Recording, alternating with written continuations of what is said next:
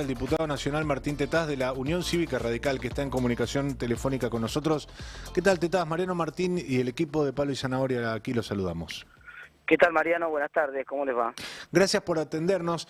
En realidad con una agenda muy direccionada a cuestiones parlamentarias que son francamente urgentes, pero un poco por lo que veníamos charlando antes, me gustaría arrancar la entrevista por ahí, diputado, porque esta imagen que por un lado me parece que grafica algo que está sucediendo en muchísimos lugares de la Argentina y de un modo con un crecimiento desde mi juicio explosivo. Pero que también se ve en algunas estadísticas, que es gente cada vez más acudiendo a comedores comunitarios, la Iglesia Católica, organizaciones sociales, organizaciones de la sociedad civil, acogiendo una demanda que realmente no pueden absorber en estos momentos. Me gustaría arrancar la charla por ahí. ¿Cómo ha seguido ese proceso? Sabemos que usted es economista, que tiene un métier de explicar la economía, pero esto de algún modo me imagino que lo habrá tocado, lo habrá conmovido. Lógicamente porque la economía ya venía muy golpeada y arriba de eso tuviste dos problemas combinados muy graves, un fogonazo de inflación muy grande en los primeros, desde diciembre para acá, con una aceleración de inflación muy grande y un freno de actividad económica brutal, es decir, tuviste una caída de la industria de casi 20 puntos, pero sobre todo una caída de la construcción, un desplome de la construcción de 40%. Ese es un sector de la actividad económica, incluso sumado más allá de la obra pública, porque uno primero pensaba, bueno, es la obra pública, pero cuando ves los despachos de cemento en bolsa, que no tienen nada que ver con la obra pública, se caen al 40% también. Entonces, la construcción, si se está cayendo 40% los despachos de cemento en bolsa, quiere decir que la obra que antes se hacía en el barrio, en la casa, la reforma, que vos contrataba por ahí un albañil del barrio o alguien que hacía una changa, todo eso se cayó también. Entonces, los ingresos de los sectores más que están vinculados a construcción son ingresos de sectores medio bajos y bajos. Entonces, están la inflación volteó a todo el mundo y en particular el empleo, la pérdida de empleo, es un fenómeno que es una combinación durísima. Entonces, ahora, claro, lógicamente vas a ver rebalsar comedores y otro tipo de cosas. Ahora, diputado, yo le agrego un elemento a ese panorama en el que coincidimos, porque la Argentina, no quiero decir que está acostumbrada a las crisis cíclicas o a los estallidos de necesidad extrema, pero sí tiene una memoria en ese sentido. Ahora, de lo que no tenía una memoria la Argentina hasta ahora es que incluso en sus peores crisis, en sus peores momentos, había algún salvavidas en términos de asistencia social, existía la iniciativa del Estado de por lo menos evitar un estallido intentando paliar situaciones quizás las más extremas o las más visiblemente extremas. Acá estamos quizá por primera vez en la historia argentina en una situación de llegar a tocar fondo, donde todas las variables económicas y sociales están estalladas, pero además el gobierno no solo mira para otro lado, sino que esconde comida y apela a decisiones judiciales para no repartirla. No sé si esto usted tiene alguna referencia. Ahí no coincido con vos por lo siguiente, porque de hecho esa es la gran diferencia con el Rodrigazo, o con la crisis del 2002, ¿no? Este es un Rodrigazo que nadie le dijo Rodrigazo todavía, pero lo que pasó en Argentina en los últimos, te diría en el último año, es esencialmente, cuando lo mirás en términos de variables, de magnitudes, es incluso superior al Rodrigazo. La diferencia grande con el Rodrigazo y la diferencia grande con la crisis del 2002 es que vos tenés una red de contención social grande en la forma del AUH y la tarjeta alimentar, que es muy automática, muy directa, y el gobierno sí tomó esa precaución. Esa es una cosa que acertó el gobierno cuando llegó, duplicó la AUH, duplicó la tarjeta alimentar. Eso le dio una base que es la razón principal, a mi juicio, por la cual, a pesar de que la gravedad de la situación, no estalla, porque yo creo que no estalla porque el gobierno esa la vio venir y la anticipó. Luego está la cuestión del manejo de la asistencia social, más de la discrecional, no de la que tiene que ver con la automática, que creo que los mecanismos funcionaron bien y el gobierno tomó la decisión correcta. En la discrecional va a andar mal todo lo del gobierno, porque el gobierno no tiene plan de nada, lo que está haciendo es eligiendo un modelo de gestión que está destinado a fracasar y está fracasando, pues no se puede agrupar 5 ministerios en la cabeza de una persona que encima no tiene formación ni capacidad para gestionar nada. Entonces, no, si vos gestionás, ya nos pasó a nosotros en el gobierno anterior, cuando Macri en el 2018 unificó, ¿se acuerdan? El Ministerio de Salud y lo unificó, con lo mismo pasó con Educación, lo puso como secretaría, que se generó toda una polémica. No era que desarmaba los ministerios ni nada, simplemente cambiaba los ravioles y lo que hacía era agrupar las responsabilidades y las firmas en cabeza de una sola persona, y el resultado fue una tragedia en términos de gestión.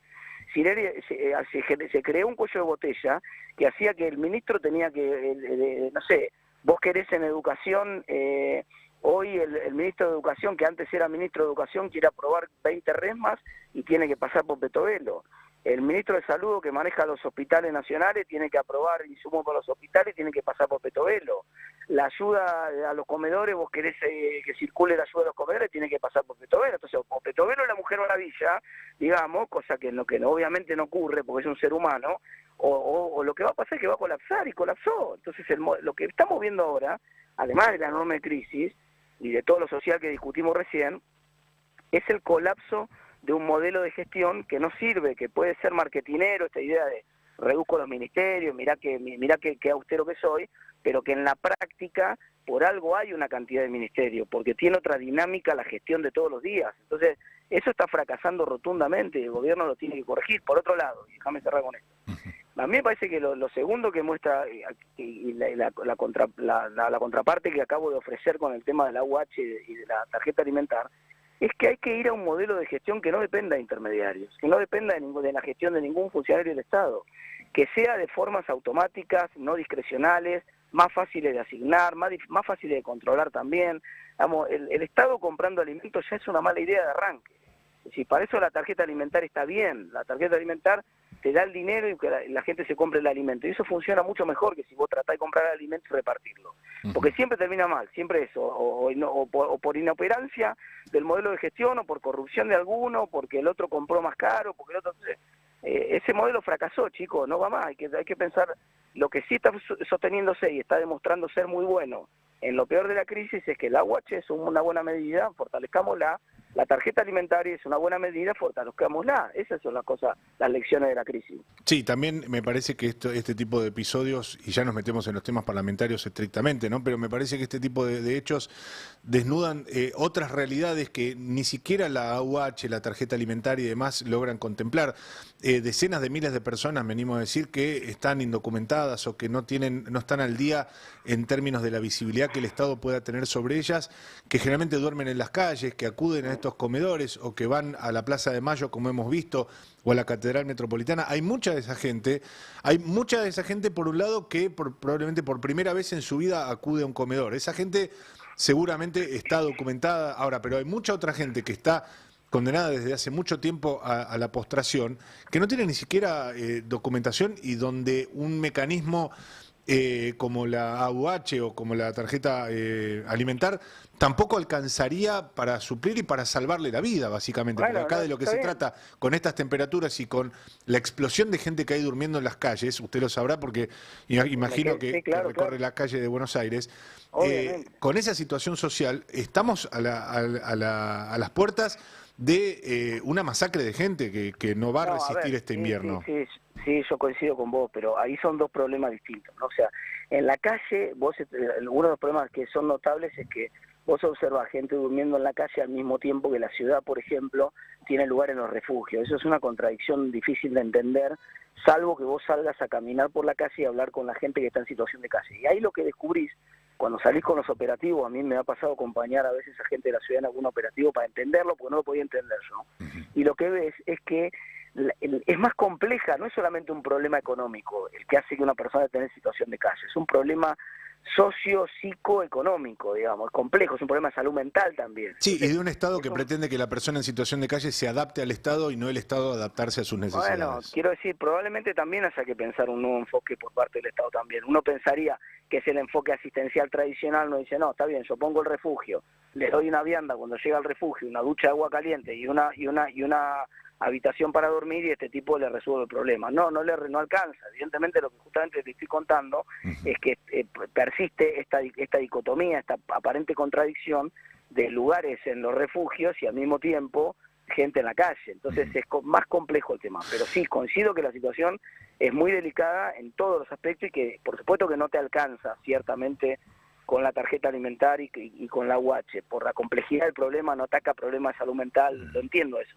Pero yo creo que hay que fortalecer los mecanismos que vemos que funcionan y tratar de que si vemos que hay cosas que están fracasando en la gestión del Estado y que encima vamos a un modelo del Estado donde va a haber menos Estado, no más, y donde no va a haber mejor gestión del Estado en ninguna dimensión, bueno, entonces tratemos de crear mejores mecanismos automáticos para asegurarnos de que la ayuda llegue mejor, ¿no? Y creo que ahí, si algo funcionó, que no es, digamos, mérito de este gobierno es haber duplicado. Agarró un mecanismo que ya era existente, que es el de las tarjetas, la UH y el alimentar, y lo usó bien. Creo que ese es lo único que hizo bien hasta ahora en materia social. Estamos en comunicación telefónica con el diputado nacional Martín Tetaz y ya me quiero meter en el tema parlamentario porque realmente la novedad ayer la trajo esta construcción de una mayoría que incluso amaga con convertirse en una mayoría agravada, usted me dirá si esto es un camino posible, para darle media sanción a una movilidad que hoy el presidente amaga con vetar. ¿Esa nueva mayoría podrá imponer finalmente al gobierno esta movilidad jubilatoria o cree que esto va a tener otro desenlace? Absolutamente, absolutamente. Me parece que el dato más importante de lo que pasó esta semana no es como algunos lo han llamado, usted lo está llamando, esta nueva mayoría. Yo creo que va a haber permanentemente, y ya lo estamos viendo en las votaciones de este año, por la atomización que hay en diputados, va a haber permanentemente mayorías cambiando, configuraciones nuevas. De hecho, en la misma votación que se votó la movilidad, se votó la eliminación de la jubilación de privilegios y volvieron a cambiar la mayoría. Y nosotros era un proyecto nuestro y perdimos el artículo ese.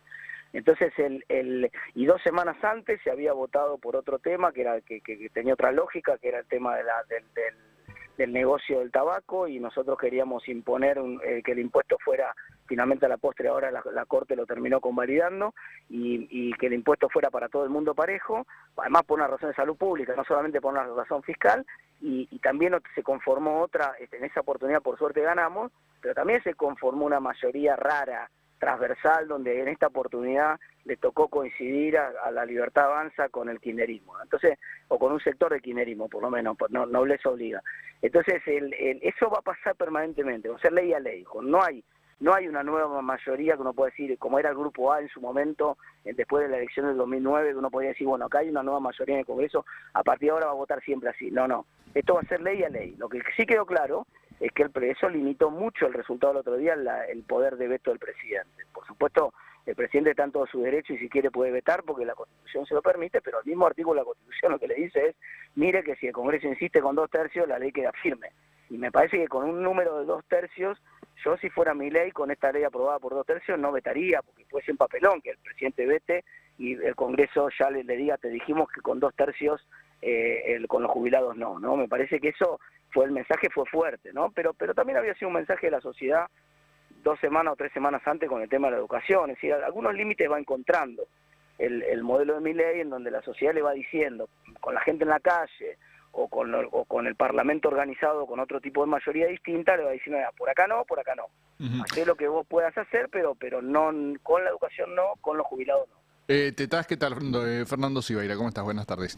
¿Cómo te va, Fernando? Y justamente respecto a eso que estás diciendo, ¿por qué el radicalismo no quiso tratar también los proyectos de financiamiento educativo, algunos de ellos, bueno, con el tema universidad, ¿no? Que es importante para el radicalismo? No, pero sí lo queremos tratar. Lo que pasa es que hay una cuestión estratégica en el Parlamento que es muy importante y a veces difícil de transmitir en la opinión pública, que es la cuestión táctica estratégica del timing, en el cual vos vas a buscar los dictámenes de comisión, vas a buscar la conformación de la mayoría en el Congreso, buscar la sesión especial si no hay sesión convocada en el mejor timing posible, pero ya estamos avanzando. Hemos conseguido de la manera que estamos procediendo los dictámenes sobre financiamiento educativo y ahora vamos a conseguir la sesión especial para tratar la cuestión educativa. Lo que no quisimos fue mezclar las dos cosas en la misma sesión. ¿Y se va a dar la misma mayoría en este tema de la educación? No sé si estrictamente la misma, pero puede haber una mayoría parecida en materia educativa. Sí, yo estoy confiado que es otro tema donde hay una mayoría muy grande de diputados que piensan lo mismo, que piensan que...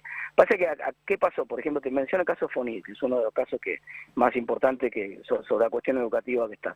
porque son distintas que el caso del financiamiento de las universidades, porque en el financiamiento de las universidades, mal que bien el gobierno llegó a un acuerdo con los rectores y por lo menos, esto va a ser mes a mes, nosotros preferimos que esté en una ley para no tener que estar todos los meses en la calle, ¿no? Pero hay un acuerdo en marcha y eso flexibiliza un poco el apuro de tener que ir a buscar la sanción de la ley. Pero en el caso FONID, que no está acordado, en el caso FONID lo que hay es un problema de memoria colectiva de cómo se construyó ese problema. Entonces, ustedes por ahí, algunos de los que están en la audiencia no lo recuerdan, no lo digo por ustedes, pero lo que está en la audiencia, en los 90 cuando Menem provincializa, mejor dicho, las escuelas, lo hace sin darle presupuesto. Entonces, eso generó un conflicto en todo el país que estalló con la conformación de la Carpa Blanca, y una protesta muy grande, que la forma de terminar con esa protesta fue que el gobierno nacional reconoció, y los distintos gobiernos de distintos signos políticos lo mantuvieron como política de Estado, que había estado mal eso, que el gobierno nacional tenía que devolverle de alguna manera a las provincias, si le tiraba por la cabeza a las escuelas, también tenía que darle financiamiento para las escuelas. Y por eso se dio el tema del financiamiento del FONID. Entonces, cuando ahora llega el presidente y dice, no, la educación es un problema provincial, tiene razón en eso, pero se olvida que en los 90, cuando se provincializó, no se provincializó con los recursos. Entonces, si el presidente ahora transfiere recursos a las provincias para que las provincias se hagan cargo de cómo tienen que gestionar el problema educativo, a mí eso me parece perfecto. Lo que no me parece bien, y creo que ese es el debate que va a haber ahora, es que, mira, te tiro por la cabeza a las escuelas y arreglate con los fondos que vos tenés, porque eso no está bien. Cuando vos transferís la facultad, tenés que transferir también los fondos. Te quería preguntar, ahora te va a preguntar también mi compañera Giselle, pero a propósito de lo que está pasando estos días en los mercados, como economista, ¿a vos te parece que los mercados ahora le bajaron el pulgar al gobierno? ¿No ve futuro a este plan? No, en absoluto. No, yo creo que el gobierno tiró demasiado la cuerda de la baja de tasa de interés, que es un mecanismo que utiliza para que la licuadora le siga quedando pilas, porque el gobierno, parte del ajuste fiscal muy importante, lo está haciendo licuando jubilaciones o licuando salarios, y necesita entonces que la inflación siga alta y que baje despacio. Que baje, pero que baje despacio, que no baje tan rápido. Y entonces esa necesidad del gobierno de que la inflación no baje tan rápido, obviamente la forma de materializarla es con una baja de tasa de interés que quedan en terreno negativo. Entonces el mensaje traducido al castellano, que quiere decir una tasa en terreno negativo, le están diciendo a la gente, mira, no te conviene quedarte en pesos. Te voy a pagar menos en un plazo fijo que la inflación y menos que lo que aumenta el dólar. Entonces el tipo dice, mira, entonces, gracias, me voy a comprar lata de atún, o me voy a comprar dólares, o me voy a comprar cualquier otra cosa, pero no me quedo en pesos. Y esa salida de la gente hacia el dólar, o esa salida de la gente hacia productos, ha generado un rebrote un poco de la inflación que venía bajando rápido, ¿verdad?, en alimentos y bebidas, que frena esa bajada de la inflación que venía bajando, y al mismo tiempo se calientan los dólares paralelos. Y esto fue un poco lo que pasó, y obviamente hay una tensión cuando se calienta el dólar paralelo, con la posibilidad de que el dólar oficial siga estando en 1.000 pesos cuando el paralelo sale 1.300. Obviamente eso no está bien y eso genera una tensión en el programa, lógico, claro. Sí, Martín, buenas tardes. Giselle te saluda, ¿cómo estás? ¿Cómo te va? Te quería regresar al tema educación y que justamente mencionabas lo que fue la gran concentración en todo el país, ¿no? Apoyando la educación pública y sobre todo lo que tiene que ver con la universidad. Y hace algunas semanas habíamos conversado con vos justamente con la preocupación, ¿no?, que viene habiendo con algún sistema que en su momento se mencionó, con la posibilidad de vouchers, con la complejidad que están teniendo algunas familias para poder pagar los aumentos en las cuotas de las escuelas privadas. Y justamente hablábamos de esto, ¿no?, de una situación en la que cada vez hay más familias que se salen de la privada porque necesitan, redistribuir sus ingresos en otras cosas y no en esa cuota. Vos nos mencionabas algún estudio en el que basabas que justamente había sido al revés, que había más traslado de la educación pública hacia la privada por la calidad de la pública. El estudio nos lo enviaste y es de 2018. Yo te quería preguntar si tienen algo más actualizado en el diagnóstico de la educación hoy en nuestro país, como para justamente poder llevar a nivel parlamentario lo que haya que defender. ¿Qué diagnóstico están haciendo? Absolutamente. En el término de calidad también, cuando se habla de educación, es complejo, ¿no? Porque cuando vos mirás los determinantes de resultados educativos, las investigaciones que hay, no es cierto de que las escuelas privadas rindan mejor cuando vos controlás por nivel socioeconómico y otras variables, que rindan mejor los estudiantes en las escuelas privadas que en las públicas. Lo que sí es cierto es que la escuela privada funciona más días, tiene más garantía de que... Entonces, desde el punto de vista de la escuela como ordenador social del tiempo, obviamente las familias terminan inclinándose a veces por escuelas parroquiales o escuelas haciendo un esfuerzo grande por una escuela que le permite a la familia ir a trabajar con la certeza de que no hay problema si hay un paro porque el pibe tiene lugar en la escuela. Esto fue lo que pasó hasta ahora. Lo que pasa es que, claro, lo que está pasando ahora es que se está tensionando tanto el ingreso de los hogares que se está produciendo en las escuelas privadas un efecto tobogán, ¿no? Donde los que iban a una escuela de 300.000 pesos se pasan a la de 200.000, los que iban a la de 200.000 se pasan a la de 100.000 y los que iban a la de 100.000 se van a la pública, digamos. Eso va a empezar, eso empezó a pasar ya y obviamente se va a consolidar y eso va a poner en tensión la cuestión del mercado de trabajo también. Por eso es tan complejo y abríamos la nota comentando el problema del desempleo ahora. Paradójicamente, el padre desempleado por ahí puede lidiar con un pibe que va a una escuela que tiene paros y que tiene menos días de clase, pero en la medida que se normaliza la sociedad, nosotros necesitamos una escuela que funcione por eso. Claro. Estábamos dando en su momento, cuando charlamos con ustedes, creo que fue la discusión respecto de la esencialidad del servicio educativo como un servicio esencial y nuestra propuesta en ese sentido. Es una cuestión social. Si nosotros no aseguramos que la escuela pública tenga clases, la matamos. Lo que hacemos es que la gente vote con los pies tratando de irse a la privada para garantizar que pueden trabajar. Y claro, eso es lo que nosotros tenemos que entender. Partimos, asumo, del acuerdo que esa garantía para la continuidad de las clases está también en salarios dignos para docentes y no docentes. Y también una infraestructura adecuada, que no se caigan techos o te caminen ratas, digo, que también es una situación que sucede en colegios. Claro, pero fíjate los problemas de gestión que tenemos, ¿no? Porque cuando vos miras La Plata, vos decís, siempre nosotros, desde que yo tengo uso de memoria, en su momento en la universidad y cuando militábamos en el colegio secundario, en alguna agrupación de colegio secundaria, siempre pedíamos por la cuestión del presupuesto, ¿no? En los últimos 30 años, la Argentina destina el doble de plata a educación respecto a su PBI de lo que destinaba hace 30 años atrás. Y lo mismo pasa en salud. Y uno dice, pero eso no se nota en la calle, ni los maestros ganan bien, hay muchos problemas. Tenemos muchos cargos docentes que están con distintos tipos de carpetas y que no tienen, es decir, el Estado paga, hasta el otro día lo dijo Maxi Puyaro en Santa Fe, pago 25% más de cargo docente que lo que tengo dentro de las aulas. Entonces, y eso no puede ser que cuando vos vas al sistema privado pase menos, ¿entendés? Hay un problema de gestión ahí. ¿Qué pasa? ¿Que la gente del sistema público tiene más carpeta que la que tiene en el sistema privado? ¿Por qué? Digamos, entonces hay un problema de gestión que tenemos que resolver. Tenemos recursos que ahora cuando te empiezan a apretar los recursos se nota más eso, porque no tenés plata, encima no tenés plata. Entonces ahora tenés que tratar de gestionarlo un poco mejor. Por supuesto, hoy vos me decís salarios dignos. Salarios dignos es una palabra, es una utopía hoy en Argentina, no tiene nadie. No sí, es que, es una no utopía el salario en sí. Claro, no es que todos tienen buenos salarios y los docentes están mal y vos decís, bueno, a ver cómo recomponemos los salarios de los docentes. Entonces por ahí vos decís, bueno, aumentemos un poco los impuestos del resto de la gente, perjudiquemos los salarios del sector privado para que los salarios de los docentes estén mejor. Esa posibilidad no está hoy en el Sí, también hay una cuestión de prioridades, ¿no? Nadie se opuso hasta ahora a las exenciones fiscales que cobra Mercado Libre o Globant y sin embargo estamos discutiendo si los trabajadores docentes tienen que ganar un poco más o un poco menos o pueden hacer huelga o no.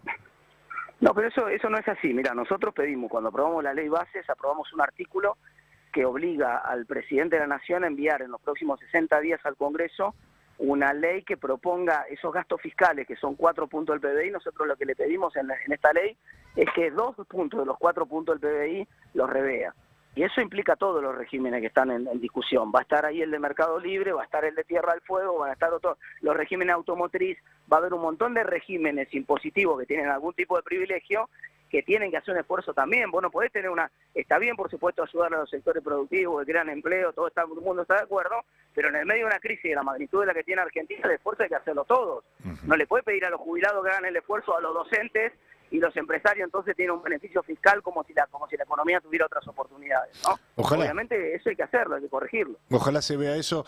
Le queremos agradecer por su tiempo. Me quedó pendiente la pregunta si se sentía un degenerado fiscal o en todo caso si eso se puede considerar un insulto. A mí hasta me parece que está bueno como mote, pero le pregunto a usted que es diputado y que me imagino que se habrá sentido aludido. No, a mí me parece que el degenerado es el que le mete la mano en el bolsillo a los jubilados. Y además de degenerado es inmoral. Pero no me parece que haya otro mote ni que se pueda usar mejor para otra acción que la de meterle la mano en el bolsillo a un jubilado. Diputado, muchas gracias por estos minutos con nosotros. Bueno, gracias, hasta luego. Hasta luego. Martín Tetaz, diputado nacional por la Unión Cívica Radical, pasó por Palo y Zanahoria. El Destape Mundo.